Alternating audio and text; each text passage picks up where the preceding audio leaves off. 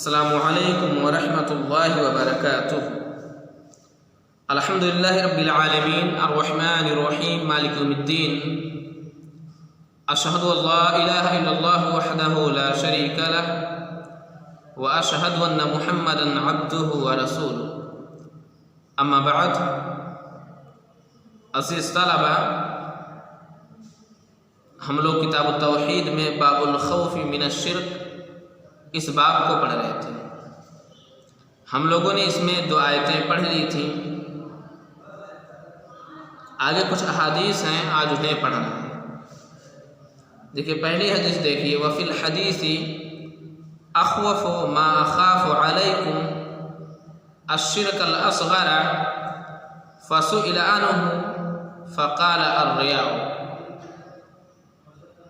وفی الحدیث، اور حدیث میں اخوف ما اخاف علیکم الشرک الاصغر، نبی اکرم جناب محمد مصطفیٰ صلی اللہ علیہ وسلم نے صحابہ کرام رضی اللہ تعالی عنہم سے کہا،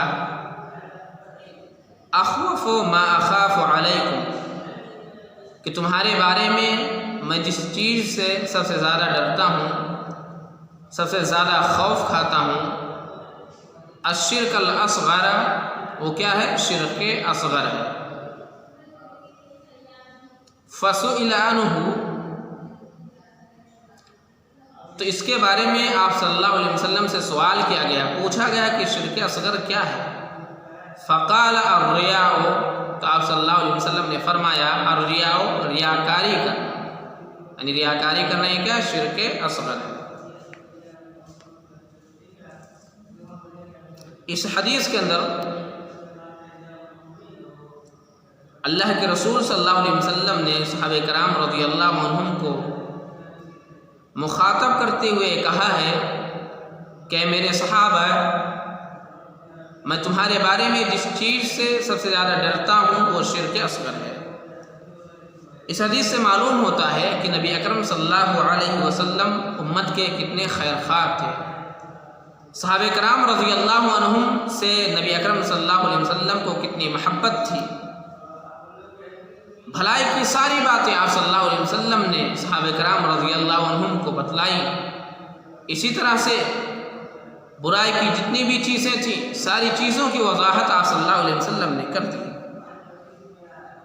اور صحابہ کرام رضی اللہ عنہم کے بلند مقام اور قوت ایمانی کے باوجود نبی اکرم صلی اللہ علیہ وسلم کو ان کے سلسلے میں، ان کے بارے میں شرک اصغر کا خوف تھا۔ تو ہماری اور آپ کی ان کے سامنے کیا اوقات ہے؟ ہماری اور آپ کی ان کے سامنے کیا حیثیت ہے؟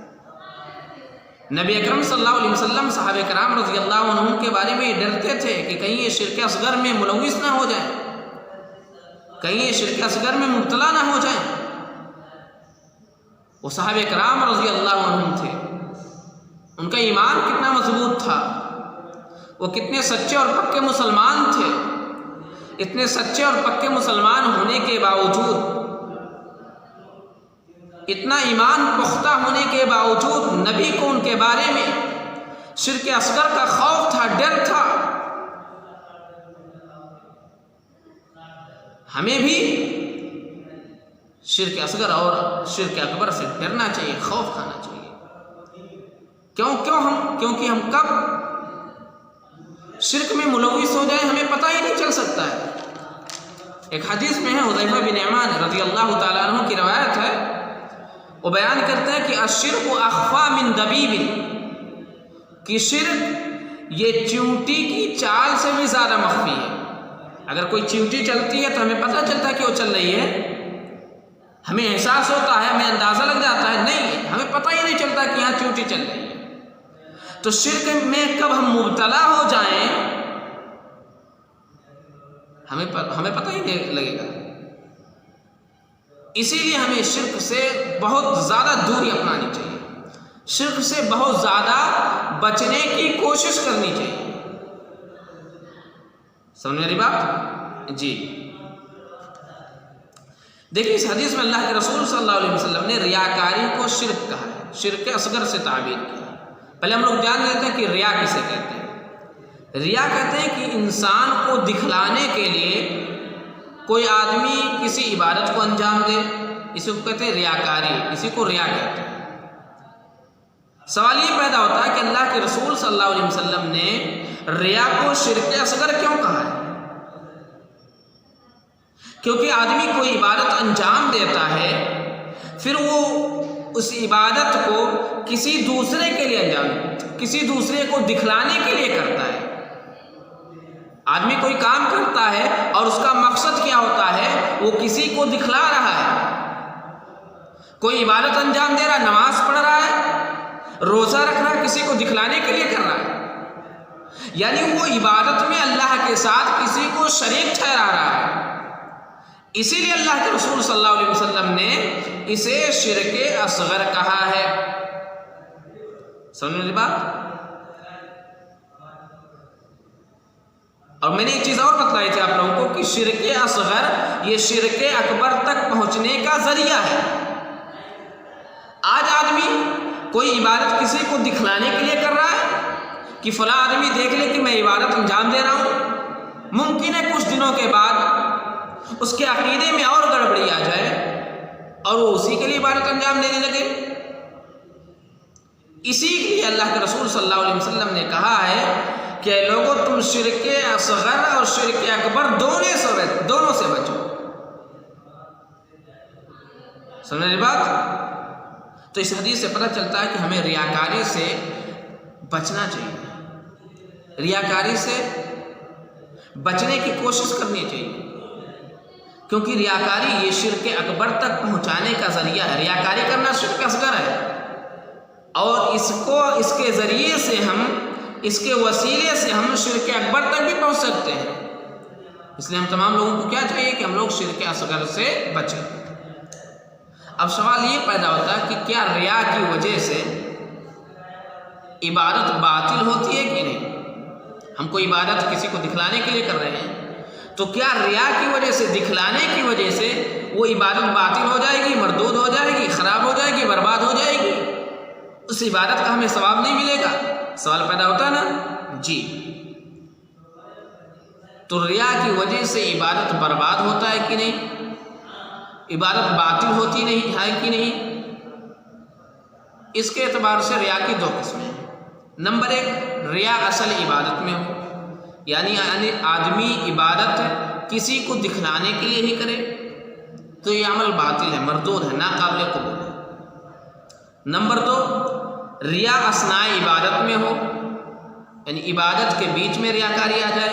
مثال کے طور پہ کوئی آدمی نماز پڑھ رہا ہے، اس نے ایک رکعت نماز پڑھ لی، دوسری رکعت کے لیے کھڑا ہوا، کچھ لوگ آ گئے، پھر وہ اس کو دکھلانے کے لیے رکوع زیادہ لمبا کرنے لگے، یا سجدہ زیادہ لمبا کرنے لگے، یا نماز ہی کے دوران رونے لگے، یا نماز ہی کے دوران کیا کرنے لگے؟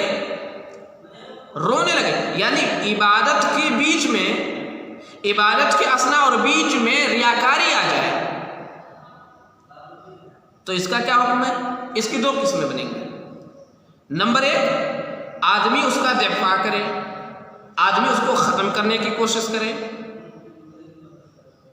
آدمی کی یہ کوشش ہو کہ یہ جو میرے ذہن میں بات آ رہی ہے، یہ جو میں کرنے جا رہا ہوں، اس سے میں بچوں، آدمی اس کا دفاع کرے۔ اگر آدمی اس کا دفاع کر رہا ہے تو عمل قابل قبول ہوگی، باطل نہیں ہوگی۔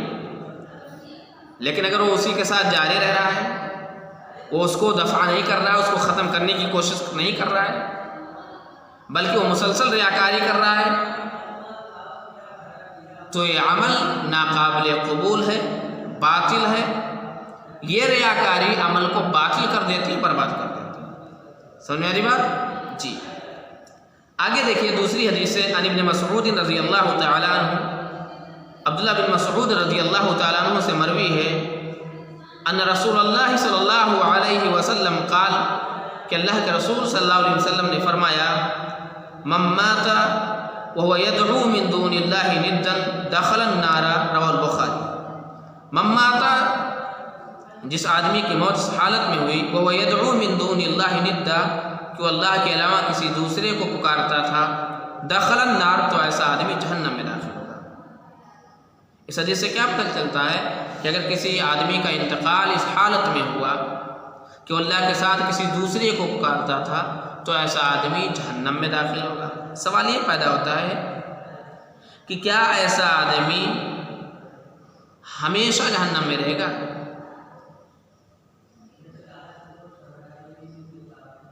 دلیل دیکھ لیجیے، اللہ نے فرمایا انہ من یشرک باللہ فقد حرم اللہ علیہ الجنہ ومأواہ النار، کہ جو آدمی اللہ کے ساتھ شرک کرتا ہے اللہ نے ایسے آدمی پر جنت کو حرام قرار دیا ہے اور ایسے آدمی کا ٹھکانہ جہنم ہے۔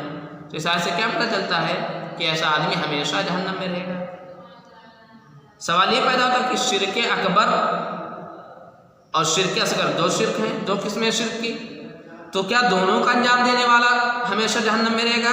نہیں، شرک اکبر کا انجام دینے والا، شرک اکبر کو کرنے والا یہ مخلد فی النار ہوگا، یہ ہمیشہ جہنم میں رہے گا۔ لیکن شرک اصغر کا مرتکب، شرک اصغر کو انجام دینے والا مخلد فی النار نہیں ہوگا، ہمیشہ جہنم میں نہیں رہے گا۔ اگلی حدیث دیکھیے، ولمسلم، اور مسلم کی روایت ہے، عن جابر رضی اللہ تعالیٰ عنہ، جابر رضی اللہ تعالیٰ عنہ سے مروی ہے، ان رسول اللہ صلی اللہ علیہ وسلم قال، کہ اللہ کے رسول صلی اللہ علیہ وسلم نے فرمایا، من لقی اللہ لا یشرک بہ شیئا دخل الجنۃ ومن لقیہ یشرک بہ شیئا دخل النار۔ من لقی اللہ، جس آدمی نے اللہ سے ملاقات کی، لا یشرک بہ شیئا، اس حال میں کہ وہ اس کے ساتھ کسی کو شریک نہیں ٹھہراتا، دخل الجنۃ، تو جنت میں داخل ہوگا، ومن لقیہ، اور جس نے اللہ رب العالمین سے ملاقات کی، یشرک بہ شیئا، اس حال میں کہ وہ اس کے ساتھ کسی کو شریک ٹھہرا رہا تھا، دخل النار، تو ایسا آدمی جہنم میں داخل ہوگا۔ تو اس سے پتہ چلتا ہے کہ کل قیامت کے دن اگر کوئی آدمی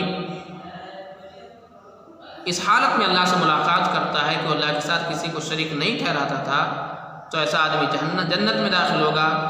اور اگر کسی آدمی نے اللہ رب العالمین سے اس حالت میں ملاقات کی کہ وہ اللہ کے ساتھ کسی کو شریک ٹھہراتا تھا، تو ایسا آدمی جہنم میں داخل ہوگا۔